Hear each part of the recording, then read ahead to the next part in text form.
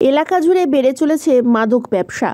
ড্রাগসের নেশায় আসক্ত হয়ে পড়েছে গ্রামের যুবকেরা। পরিবারে বাড়ছে অশান্তি, তাই দ্রুত মাদক ব্যবসা বন্ধের দাবি তুলে রাস্তায় টায়ার জ্বালিয়ে অবরোধ করে বিক্ষোভ গ্রামবাসীদের। ঘটনাটি রতুয়া ২ নম্বর ব্লকের মির্জাতপুর এলাকায়। বৃহস্পতিবার পরানপুর অঞ্চলের মির্জাতপুর গ্রামের বাসিন্দারা রাস্তা অবরোধ করে বিক্ষোভে সামিল হয়।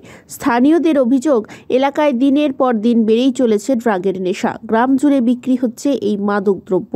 পুলিশকে বারংবার জানানো সত্ত্বেও কোনো সুরাহা হয়নি। এমন সময় মালদা রতুয়া রাজ্য সড়ক অবরোধ করে। খবর পেয়ে সেখানেই পৌঁছায় পুকুরিয়া থানার পুলিশ। প্রায় ৩ ঘন্টা ধরে অবরোধের কারণে ব্যাপক যানজটের সৃষ্টি হয় রাজ্য সড়কে। আমার ছেলে 7 বছর থেকে বেকার হয়ে গেছে একদম। এই সমাজে এতটা, আজকে আমার ছেলে হয়েছে, কালকে ওর ছেলে হয়েছে স্যার। আজকে ওই খাচ্ছে স্যার ড্রাগস, ওই খেয়ে খেয়ে স্যার এখন পর্যন্ত একদম পাগলের মতন 3 বার হুম ঘর নিলাম, থানাতে জানালাম, থানা কোনো অ্যাকশন নিচ্ছে না, ধরে নিয়ে যাচ্ছে। বাস 20,000 25,000 দিল স্যার, ছেড়ে চলে আসলো। থানা কোনো অ্যাকশন নিচ্ছে না। আজকে 3 বছর থেকে থানাতে 4 বার গেছি।